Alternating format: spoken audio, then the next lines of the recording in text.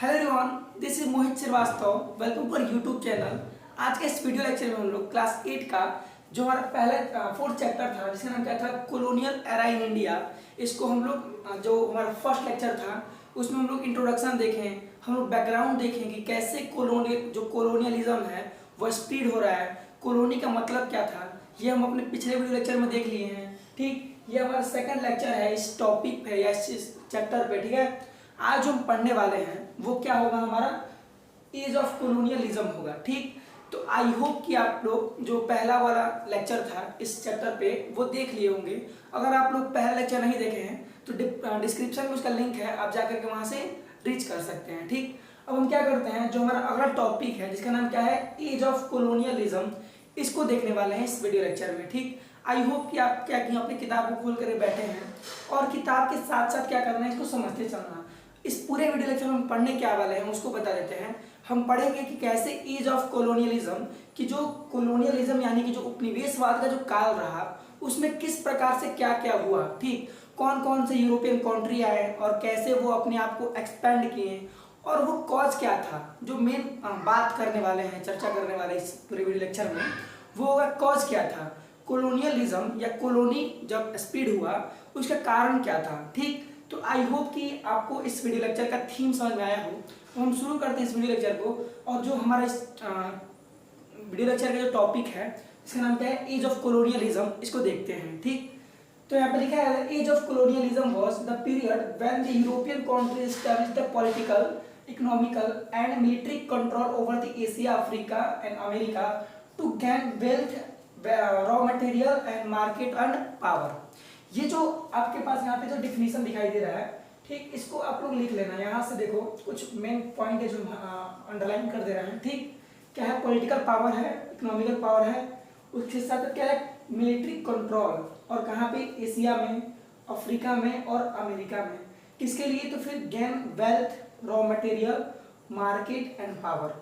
ये सारा बात हम लोग पिछले वीडियो लेक्चर में देख लिए हैं कि कभी भी जो भी यूरोपियन आए तो वो कॉलोनी बनाए, तो कॉलोनी बनाने का पीछे कारण क्या था, उनको क्या चाहिए था, रॉ मटेरियल चाहिए था। ठीक, उनको अपने वेल्थ को बढ़ाना था। ठीक, उसके साथ साथ मार्केट को एक्सपेंड करना था और साथ ही साथ अपना पावर क्या करना था, पूरे वर्ल्ड वाइड में उनको एस्टैब्लिश करना था। तो ये था उनका कारण, कि जो कारण था कॉलोनी जब बना तो कॉलोनी बनने का कारण यही था। ठीक, और ऊपर बताया गया है कि जितने भी आप देखोगे यूरोपियन कंट्री आए जो कॉलोनी को बनाए और कॉलोनियलिज्म को जो स्प्रेड किए, उसमें से वो क्या कर रहे थे, पॉलिटिकल पावर और इकोनॉमिकल पावर और मिलिट्री कंट्रोल को अफ्रीका में, एशिया में और अमेरिका में क्या कर रहे थे, एस्टैब्लिश कर रहे थे। तो इसको हम अगर इसका जो समरी दें तो यही होगा कि जब कॉलोनियलिज्म का जो एज चल रहा था, जब उपनिवेशवाद का जो काल चल रहा था, जो काल क्या था आप देखोगे, आपका जो लेट 15th सेंचुरी है, 15th सेंचुरी के अंत में जो काल चल रहा था, जो युग चल रहा था, जो काल चल रहा था, जो युग चल रहा था, उसमें आप देखोगे कि जितने भी यूरोपियन कंट्री हैं वो क्या करते हैं, आगे आते हैं और आकर के वो कॉलोनी बनाते हैं। कॉलोनी क्यों बनाते हैं, क्योंकि उनको वेल्थ चाहिए था, उनको मार्केट चाहिए था, अपने पावर को वर्ल्ड वाइड क्या करना था, एक्सपेंड करना था।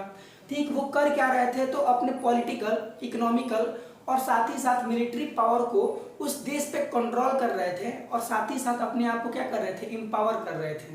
तो यही जो काल चल रहा था इसे हम क्या बोलते हैं, एज ऑफ कॉलोनियलिज्म।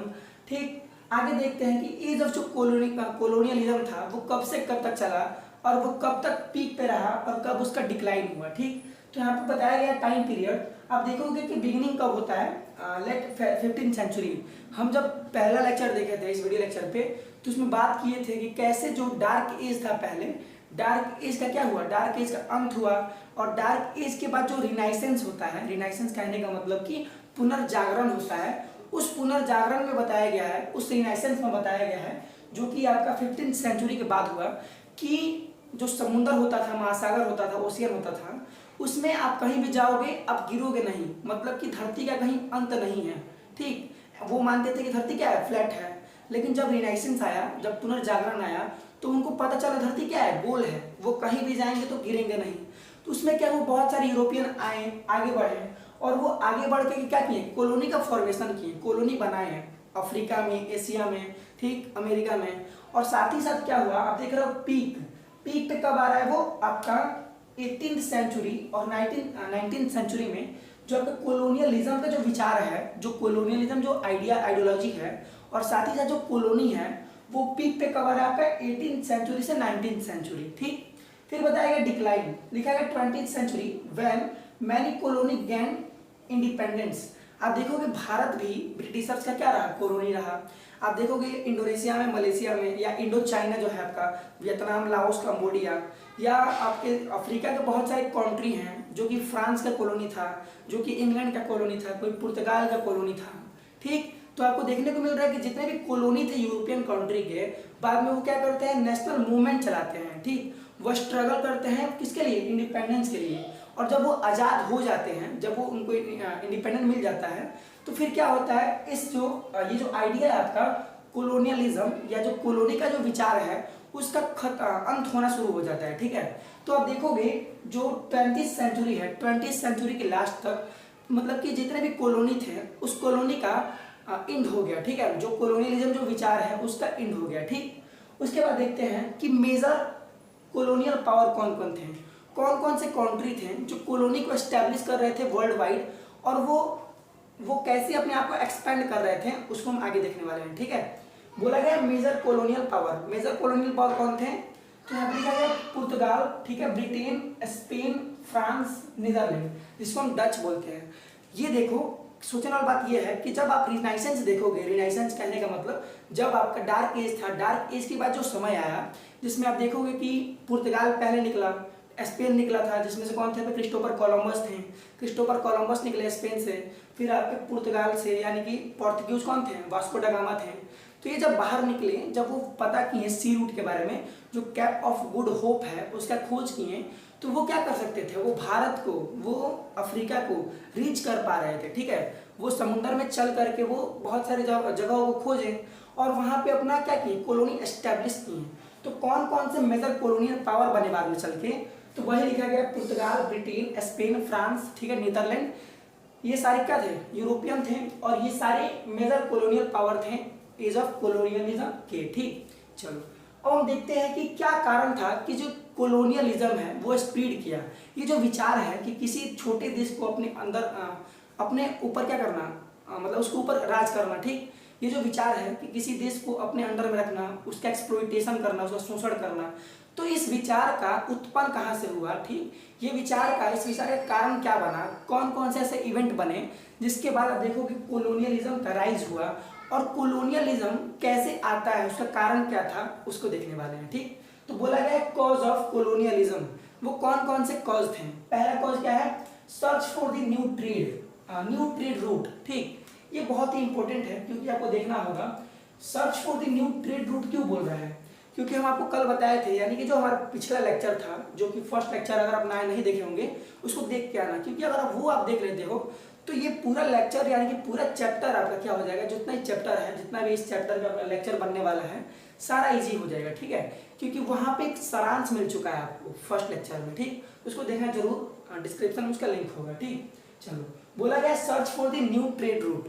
बाद में क्या होता है, जब आप देखोगे जो कॉन्स्टेंटिनोपल था, जो कि आपका यूरोप और एशिया को लिंक कर रहा था, जो ऑटोमन एम्पायर क्या करता है, कॉन्स्टेंटिनोपल को जब कब्जा कर लेता है, ठीक, वहाँ पे टैक्स बढ़ा देता है, तो यूरोप और एशिया के बीच में ट्रेड होना मुश्किल हो गया, क्योंकि जब टैक्स बढ़ गया तो वो क्या सोचे कि एक नया रूट ढूंढते हैं। ठीक है, एक नया रास्ता खोजते हैं जिससे क्या हो सके, बिना टैक्स पे किए हम क्या कर सके, ट्रेड कर सकें। ठीक, तो उसी संदर्भ में आप देखोगे कि न्यू ट्रेड रूट का क्या हुआ, खोज हुआ, और न्यू ट्रेड रूट का जब खोज हुआ तो वो देखे कि जब मतलब वो हमारे देश में आए, जब वो मतलब कि अफ्रीका में गए या वो एशिया के बहुत सारे कंट्री में आए, तो उनको देखने को ये मिला कि यहाँ के जो लोग हैं वो क्या हैं, थोड़े अनसिविलाइज हैं, उनको मतलब कि ज़्यादा ज्ञान नहीं है, इंटेलेक्चुअल नहीं है। ठीक, तो वो इसका फायदा उठाए और यहाँ के लोगों का शोषण करना शुरू कर दिए। तो ये सारा कहानी चल रहा था। तो इसका कारण क्या बना, ये जो कॉलोनियलिज्म है, इस विचार का कारण क्या बना, कारण ही बना क्या, न्यू ट्रेड रूट का खोज। न्यू ट्रेड रूट जब खोजा गया, जब केप ऑफ गुड होप खोजा गया, तभी तो कॉलोनी का एक्सपेंशन हुआ। ठीक, तो पहला कारण क्या हो गया, search for the new trade route. ठीक, फिर दूसरा कारण क्या लिखा गया, need for the raw material. ये सबसे मेन था और सबसे मतलब क्या था, बेसिक भी था। ये बताओ ये देखोगे आप कि जो ये रिनाइसेंस का एज चल रहा था, डार्क एज के बाद जो एज चल रहा था 15वीं सेंचुरी वाला, जहाँ से आप देखोगे बिगनिंग होता है किसका, कोलोनियलिज्म का। तो उस समय तक यूरोप बहुत आगे था, ठीक। भारत में भी या एशिया और अफ्रीका के कंट्री में भी इंडस्ट्रियलाइजेशन शुरू हो चुका था, इंडस्ट्रीज आ चुके थे, लेकिन यूरोप इसमें बहुत आगे था। यूरोप में जैसे कि आपके ब्रिटेन हो गया, स्पेन हो गया, फ्रांस हो गया, जर्मनी हो गया, ये सारे देश इंडस्ट्री में बहुत आगे चल चुके थे। आप देखोगे जहाँ पे भारत में या एशिया और अफ्रीका कंट्री में हाथों से सामान बनाया जा रहा था, वहाँ पे यूरोप में मशीन आ चुका था। तो जो मशीनाइजेशन होता है वो वहाँ पे बहुत पहले से शुरू हो चुका था, ठीक है। और मशीन को चलाने के लिए, इंडस्ट्री को चलाने के लिए बहुत सारा क्या लगता है, रॉ मटेरियल लगता है। जैसे कि आप देखोगे कि कोई प्रोडक्ट होता है, जैसे कि आप एग्जाम्पल ले लो चावल को, अगर आपको चावल बनाना है तो चावल के लिए पहले क्या चाहिए, धान चाहिए, पैडी चाहिए। तो उस रॉ मटेरियल को, या आप देखोगे आपको अगर ज्वेलरी बनाना है, अगर आपको ज्वेलरी बनाना है तो क्या चाहिए, गोल्ड चाहिए, सिल्वर चाहिए, ठीक। तो आपको किसी भी प्रोडक्ट को बनाना है तो उससे पहले आपको क्या चाहिए, एक रॉ मटेरियल चाहिए, ठीक। तो वो रॉ मटेरियल अपने यूरोप जो था वहाँ पे उनको ज़्यादा मिल नहीं पा रहा था, तो वो बहुत सारे कॉलोनी बना रहे थे, ठीक है। वो बहुत सारी जगह को हड़प रहे थे जहाँ से वो किसको छीन सकें या किसको ले जा सकें, रॉ मटेरियल को, ठीक है। तो need for the raw material, ये जो रॉ मटेरियल की जो जरूरत है, ये कोलोनियलिज्म का मेन और बेसिक पार्ट था, ठीक है। अगर रॉ मटेरियल नहीं उनको चाहिए था तो हो सकता था कि कोलोनियलिज्म का ये जो विचार है वो एक्सपेंड नहीं करता। तो रॉ मटेरियल से क्या है, मेन पार्ट है और बेसिक भी है, याद रखना है। पहला क्या था, cause search for the new trade route, और दूसरा क्या है आपका, need for the raw material, ठीक। तीसरा जो आपका कॉज है वो बताया जा रहा है यहाँ पे, फॉर्मेशन ऑफ मार्केट, बहुत जरूरी है।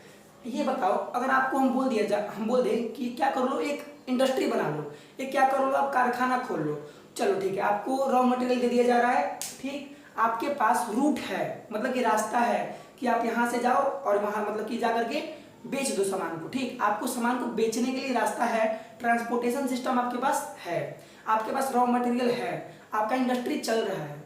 लेकिन ये बताओ, आपका इंडस्ट्री चलेगा, प्रोडक्ट बनाओगे, रॉ मटेरियल आपके पास है, रूट भी है कि आप क्या करो, ट्रांसपोर्ट कर सकते हो, लेकिन आपके पास अगर मार्केट नहीं होगा कि किस बाजार में ले जाके आपको उस सामान को बेचना है, तो क्या आप उस सामान को बेच पाओगे, नहीं। तो मार्केट बहुत ही बेसिक चीज है किसी भी इंडस्ट्री को चलाने के लिए, ठीक। आप देखते होंगे कि जितने भी मतलब कि दुकानदार होते हैं वो क्या करते हैं, अपना कस्टमर बनाते हैं, ठीक। और कस्टमर बनाने के साथ साथ वो अपने आप को उस मार्केट में क्या करते हैं, हाईलाइट करते हैं, ठीक है। तो मार्केट बनाना कि इतने दूर का जो क्षेत्र हो वहाँ पे क्या हो, उसी इंडस्ट्री का नाम हो, ठीक, मतलब वही इंडस्ट्री चले, या उस इंडस्ट्री का जितना ही प्रोडक्ट हो वो, जैसे ही कि मतलब आप देखोगे बहुत सारा ऐसा प्रोडक्ट होता है कि क्या होता है, जैसे ही आप उसको मार्केट में लाओगे, यानी कि जैसे ही वो बनेगा उसके 10 दिन बाद 15 दिन बाद वो क्या होता है, आउट ऑफ स्टॉक हो जाता है, ठीक है। मतलब वो मार्केट से खत्म हो जाता है। तो वो कैसे खत्म हो जाता है, क्योंकि उसका जो मार्केट था वो बहुत एक्सपेंड था, मतलब कि विश्व के हर जगह उसको क्या हो रहा था, बेचा जा रहा था, खरीदा जा रहा था। अब अगर मार्केट ही नहीं होगा तो आपका प्रोडक्ट बनेगा, ठीक है, लेकिन वो प्रोडक्ट रखा ही रह जाएगा, ठीक है। तो उनको क्या चाहिए था, मार्केट चाहिए था एक, जो वो क्या कर सके, अपने प्रोडक्ट को लाए और वो ला करके एशिया और यूरोप के जो कंट्री थे वहां पर ला करके बेच दें। तो वो क्या कर रहे थे, एशिया में और यूरोप में मार्केट बना रहे थे, ठीक है, कि वो क्या करें, इंडस्ट्री में अपना प्रोडक्ट बनाए और ला करके यहाँ पे बेच दें, ठीक। तो तीसरा कॉज क्या था आपका, फॉर्मेशन ऑफ मार्केट का फॉर्मेशन। फिर देखो इंडस्ट्रियल रिवोल्यूशन, ये तो मेन कारण है आपका, तो ये छूटने वाला नहीं है, क्योंकि जब इंडस्ट्री आना शुरू हुई है, जब इंडस्ट्री जितना, देखो पहले इंडस्ट्री बना होगा, ठीक, तो जो इंडस्ट्री बहुत ज़्यादा बूस्ट कर गया होगा, मतलब कि इंडस्ट्री जो है वो पूरा छा गया होगा वर्ल्ड वाइड। आप देख रहे हो कि यूरोपियन, हम खुद बोल रहे हैं, मतलब कि हाँ बताया जाता है कि जो इंडस्ट्रियलाइजेशन है वो सबसे पहले कहाँ से शुरू हुआ, यूरोप से हुआ। तो यूरोप में जब इंडस्ट्री बहुत ज़्यादा अमाउंट में आ चुके होंगे तो उस बहुत ज़्यादा इंडस्ट्री के लिए मार्केट चाहिए, उस बहुत ज़्यादा इंडस्ट्री के लिए रॉ मटेरियल चाहिए, उस बहुत ज़्यादा इंडस्ट्री को चलाने के लिए आपको लेबर चाहिए, ह्यूमन रिसोर्स चाहिए। तो उन सब का रिक्वायरमेंट कहाँ से होगा, कॉलोनी से होगा। तो कहीं ना कहीं से ये जो इंडस्ट्रियलाइजेशन है या इंडस्ट्रियल जो रिवोल्यूशन है वो इनडायरेक्टली क्या कर रहा है, इनडायरेक्टली आपका किसका कॉज बना हुआ है, कॉलोनियलिज्म का, ठीक। अगर आपका इंडस्ट्री नहीं होता, उनको रिक्वायरमेंट नहीं होता रॉ मटेरियल का, उनको रिक्वायरमेंट नहीं होता ह्यूमन रिसोर्स का, उनको रिक्वायरमेंट नहीं होता अब देखो किसका, मार्केट का, तो क्या कॉलोनियलिज्म कभी आया होता? नहीं आया होता। तो इंडस्ट्रियल रिवोल्यूशन या इंडस्ट्रियलाइजेशन एक मेन कॉज बनता है किसके लिए? आपका कॉलोनी के लिए। ठीक, आपका लास्ट वाला जो कॉज है, जहाँ जो हम लिखे हैं यहाँ पे, वो क्या है? Spread of Christianity. ये सारा तो कॉज था ही, इंडस्ट्रियल रिवोल्यूशन था ही, रूट का खोज था ही, ठीक, साथ ही साथ आपका मार्केट का एक्सपेंशन था ही। उसके साथ साथ जो था वो क्या था? आपका स्प्रेड ऑफ क्रिश्चियनिटी, यानी कि जो क्रिश्चियन धर्म है उसका फैलाव करना। आप देखोगे कि जब आपका जो मिडिवल एज आता है, मिडिवल हिस्ट्री आता है या मिडिवल एज आता है, वहाँ पे बहुत सारे भक्ति मूवमेंट चलाए गए। ठीक, उसमें क्या हुआ कि ये क्या किए? अपने धर्म को बहुत ज़्यादा मतलब कि क्या किए? एक्सपैंड किए। भारत में किए हैं, आप देखोगे एशिया में किए, अफ्रीका में किए। ये क्या किए? बहुत सारे मिशनरी चलाए। ठीक है, भारत में जो ब्रिटिशर्स हैं वो ब्रिटिश मिशनरी चलाए। वो क्या किए? हिंदू धर्म में या जो मुस्लिम धर्म में या जो मतलब कि इस्लाम धर्म में या जो सिख धर्म में जो भी अफवाहें हैं, आप देखोगे हिंदू धर्म में क्या है कि हिंदू धर्म में पहले सती प्रथा चलता था। ठीक, आप देखोगे इस्लाम धर्म में 3 तलाक चलता था। ठीक, तो ये जो भी मतलब कि इस धर्म में हमारे इस्लाम, हिंदू, ठीक है, सिख धर्म में जो भी अफवाहें हैं, जो भी कमी था, उसको ये क्या करते थे? ऐसे बताते थे कि तुम्हारा धर्म क्या है? बहुत ही ज़्यादा पिछड़ा है, या तुम्हारे धर्म में बहुत सारी कमियां हैं, तुम अपने धर्म को छोड़कर क्या कर लो? क्रिश्चियनिटी को अपना लो, क्रिश्चियन धर्म को अपना लो। तो ये क्या किए? इंडस्ट्री को चलाते चलाते, देश का शोषण करते करते, इकोनॉमिकली शोषण किए, पॉलिटिकली शोषण किए। उसके साथ साथ वो क्या किए? इस देश को, इस कॉलोनी को वो कल्चरली भी क्या कर रहे थे? एक्सप्लॉइट कर रहे थे। वो धर्म को भी क्या कर रहे थे? धर्म को भी चेंज करवा रहे थे, परिवर्तन करवा रहे थे। तो ये सारा किसका कारण बनता है? आपका कॉलोनियलिज्म का, आपका उपनिवेशवाद का। और कोई पूछ ले, बताओ कि कॉलोनियलिज्म का कौन कौन से कारण हैं, तो आपको सिर्फ ध्यान रखना है कि कॉलोनियलिज्म का मेन जो कारण क्या था? इंडस्ट्री था। इंडस्ट्री आ गया था, उनको क्या चाहिए था? अब बताओ, एक इंडस्ट्री को क्या चाहिए? मार्केट चाहिए कि सामान बेच दे। उसको रॉ मटेरियल चाहिए कि वो प्रोडक्ट बना ले। उसको ह्यूमन रिसोर्स चाहिए कि उस इंडस्ट्री में जो आकर एक काम करे वो कौन हो? ह्यूमन हो। ठीक, तो उसको कौन कौन सी चीज़ चाहिए? पहला चीज़ raw material, human resource, market, और एक रास्ता होना चाहिए, एक ट्रांसपोर्टेशन सिस्टम होना चाहिए जिससे वो क्या कर सके? उस प्रोडक्ट को ट्रांसपोर्ट कर सके। तो इंडस्ट्रियल में आपके 4 कारण मिल गए: market, raw material, trade route, ठीक, और इंडस्ट्रियल रिवोल्यूशन। और एक और आप बता देना क्या कि स्प्रेड ऑफ क्रिश्चियनिटी, जो क्रिश्चियन धर्म था उसका भी फैलाव हो रहा था। तो जैसे जैसे क्रिश्चियनिटी बढ़ रहा था वैसे वैसे बहुत सारे कॉलोनी का फॉर्मेशन हुआ। ठीक, तो इस पूरे वीडियो लेक्चर में आप ये जान गए, इसको समराइज किया जाए हम लोग, तो इसमें ये पढ़ें कि एज ऑफ कॉलोनियलिज्म क्या था, इसमें कितने कौन कौन से यूरोपियन कंट्री आगे आए, ठीक, और कॉलोनी बनाए, और क्यों बनाए? क्योंकि उनका वेल्थ गेन हो सके, ठीक, उनको रॉ मटेरियल मिल सके, मार्केट मिल सके, और एक मतलब कि पावर की तरफ उभर सके, उनके पास बहुत ज़्यादा पावर मिल सके। ठीक, और फिर देखोगे ये क्या कर रहे थे? पॉलिटिकली, इकोनॉमिकली और मिलिट्री के हेल्प से वो क्या कर रहे थे? बहुत ज़्यादा हमारे ऊपर एक्सप्लॉइटेशन कर रहे थे। ठीक है, वो हमारे कल्चर को, हमारे पॉलिटिकल पावर को, हमारे इकोनॉमिकल पावर को, ठीक, वो क्या कर रहे थे? एक्सप्लॉइट कर रहे थे। ठीक, और कब शुरू होता है कॉलोनियलिज्म? Late 15th century. कब तक पीक पे रहता है? 18th और 19th सेंचुरी में। कब खत्म होता है? तो 20th सेंचुरी में। आई होप कि आप लोगों को ये वीडियो लेक्चर बहुत ही इंफॉर्मेटिव लगा हो, आपको इससे हेल्प हुआ हो। अगला जो हमारा वीडियो लेक्चर होगा, जो 3rd लेक्चर होगा इस चैप्टर पे, वो हमारा होगा उसका टॉपिक का नाम क्या है आपका? British empire in India. ठीक, तो ब्रिटिश एम्पायर इन इंडिया को हम लोग अपने कल के यानी कि अगले लेक्चर में पढ़ने वाले हैं। आप लोगों को फर्स्ट लेक्चर और सेकंड लेक्चर में जो भी हम लिखवाएं पीपीटी, आपको अपने नोट्स में लिख लेना है, ठीक, और याद रखना है। तब तक के लिए साइन अप करते हैं, मिलते हैं अपने अगले लेक्चर में। Thank you so much. जय हिंद, जय भारत।